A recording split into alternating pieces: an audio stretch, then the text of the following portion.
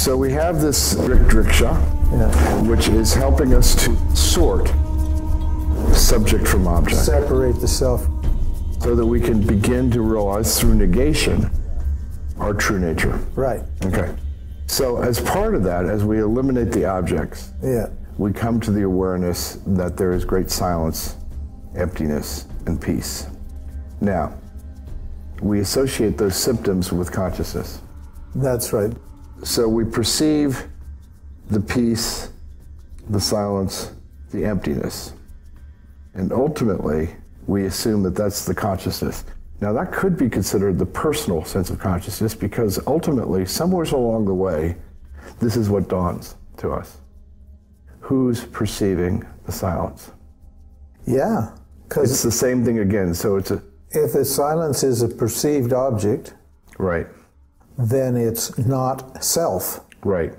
But the silence is a very valuable object. In other words, it's the means whereby we are able to identify the self. Okay, now, there is, I've been told that there are three kinds of silence. There's the silence of the world, the physical world, which is never completely silent. There's always a helicopter going over, or cricketing, or whatever it is. There's the silence of the mind, which is never complete, because there's always a thought arising, or something going on, a bodily sensation or something like that. And then there is the absolute silence, which is what we enter as we go through the gateless gate. Yeah, and if it's something you enter, it's something that isn't available all the time. It's a state of mind. And so when the mind is purely sattvic, in other words, when there's very little activity in it, then you feel this presence of awareness, this silence. Right. And most people take that to be the self. Well, it is the reflection of the self in a sattvic mind. This is beautiful. This is the first time I think I've ever really gotten what you mean by the reflection of the self in the mind. In the quiet mind. Because we're now experiencing the symptoms of the self, which would be peace, happiness, silence, emptiness, fullness, the whole range. Right. But somewhere along the way, we have an awakening that someone is perceiving this. That something or someone. Something or someone. Which gets into this whole idea of the primal person. Yeah. Okay. Now, this is the key. Okay. This is the key. This is the step from personal to impersonal, perhaps, which is that now becoming aware that what I am is observing the silence, or I wouldn't be able to experience it. Oh, I know it, yeah. And that because I am experiencing it, I am something other than that. And so therefore, I lose the identity of the silence and become nothing but the awareness, which has no identity at all, which is completely impersonal. Yeah. It is. It isn't silent, nor is it not silent. In Vedanta, the trick with Vedanta, there's a very simple way to solve all the problems in spiritual problems, both on the physical, psychological, and on the spiritual level. In other words, on the level of these subtle experiences, these mind-blowing, beautiful, transcendent kind of experiences. And that is this, to ask yourself, how do I know what I know? This is why Vedanta is a means of knowledge. Right. This is the inquiry. How do I know what I know? And is it really true? Well. Yeah, but how do I know it? How do I know it is necessary. Right now, people always report these, in the spiritual world. I get emails regularly, people reporting these amazing experiences where their intellect and their mind and emotions and their body was really out of the picture. Right. There was something really going on there, some beautiful, transcendent experience taking place there. And usually they think that that is what's called the self. And they've arrived, right? And they've arrived, and now they're experiencing this wonderful thing, right? Right. And then Vedanta says, okay, very good, excellent. Now you're in the right place to keep asking that question. How do I know the blank mind? How do I know, the resolved mind? Beyond the blank mind. Yeah. How do I perceive what's going on here? Right. Who is perceiving? Who is seeing it? That's right. So now you're calling that the Uttama? Well, in the Bhagavad Gita, there are many words for it. But in the Bhagavad Gita in chapter 15, it's referred to as the Uttama Purusha. Uttama Purusha. This happens to be chapter 15 of the Bhagavad Gita, which we just happen to be reading about cutting with the great sword the roots of the tree. Yeah, the root of the tree of samsara with the sword of dispassion. You get the dispassion, what? From doing the discrimination. Right. Dispassion arrives out of discrimination. You separate the objects from the subject, and that makes you dispassionate toward the objects. You see that the objects are not real. They're changing, and they're objective, and they're not me. Right. And then you lose interest in them. You no longer care. And that what I am is not conditioned upon the objects. It's not. It's free. That's what freedom is. That's the illusion that keeps us in desire and aversion. Absolutely. It's the belief that that is what gives us the happiness. Right. Or the lack of happiness. And spiritual people are usually subtle people insofar as they're looking for this kind of amazing fix that comes when your mind is really pure or really sattvic or really still in the satsangs, in the meditations, in the prayers, worship, and various other activities. The mind will resolve itself in this way to its pure root or to its pure state. And then usually they stop inquiring at that point because their whole notion of enlightenment is experiential. Right. But Vedanta says, okay, very good. Now you're experiencing the silence. Now you see the emptiness. Now you experience non-duality and you see no separation between yourself and everything else.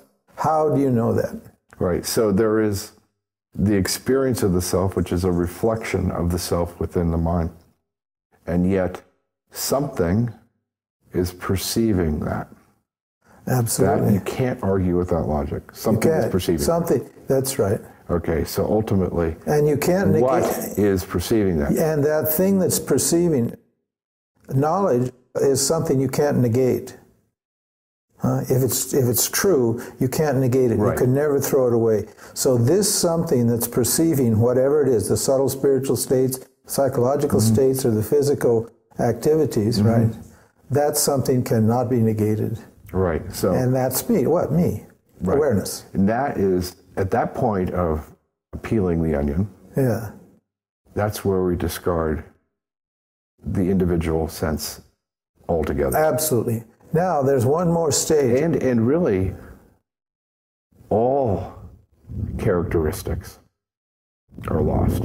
All characteristics are lost. All qualities. Right. All properties, all characteristics. Your analogy the other day of electricity as being ultimately what we are is as good a description as I can think of. As any, yeah. Right. Yeah. Now there's one more stage. Once I've realized that. The Uttama. The Uttama. Yeah. Ut means like. Yeah. Ultimate. Ultimate. It's like that. The ultimate, the Uttama, the biggest, the highest, the greatest. Now, there's one more state. And you say, okay, now I've realized the self, now I'm enlightened, now I know who I am. Well, there's one more thing that needs to be done. All of these objects that I've negated. Yeah, this is the final. The final now is the awareness that Atman is Brahman, and that all those things that I said were not me are also me. Now, okay, so how do we come to that? I am now that from which everything else arises. And as in this chapter of the Gita, all of that Maya, it says, is rooted in Brahman. Well, it has to be, doesn't it? It has to be. Because we've already determined in our examination of the boundaries of consciousness that there is no boundary to consciousness. And so everything that I experience is experiencing within me. Consciousness is not within the body. Consciousness is not within the earth. Consciousness, the entire universe has to be within me. Okay? Yeah, so, and there's nothing other than consciousness. It's non-dual. Now, so the last thing is that all this negation ultimately brings you back to the final thing, which is an affirmation.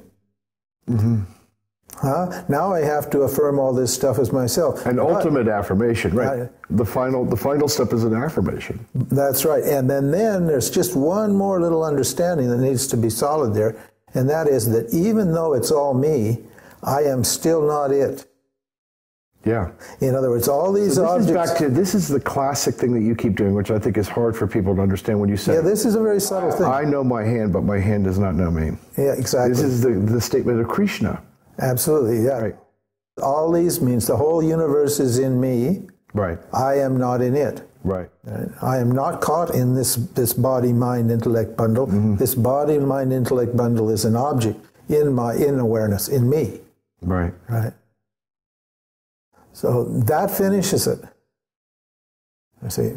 So that's a hard one. That's a hard one. That's the ultimate. That's why it's hard to conceive. And you can't just, you can get it intellectually, but actually you have to experientially go through these realizations. Yeah. First of all, disassociating yourself from the objects, then identifying with the subject, then taking back the objects that you've thrown away as the self, and then understanding what the relationship is between the pure self and the self in the form of objects. And that's called moksha. Because then you won't expect anything out of the objects that they can't deliver. Because you know they're insentient. Right. But they are my creation. They are, yeah. It's like a dream. In a dream, you appear in a dream, your body and mind, and you're talking and so forth and so on. And you're there observing that dream. That's why the dreamer is called sejasa. But when you look at yourself in the dream, and you see that yourself is in a pickle in the dream, and you think to yourself, now please turn left here and go right there and then hide in the basement, because that's the solution to your problem. That self in the dream doesn't get it.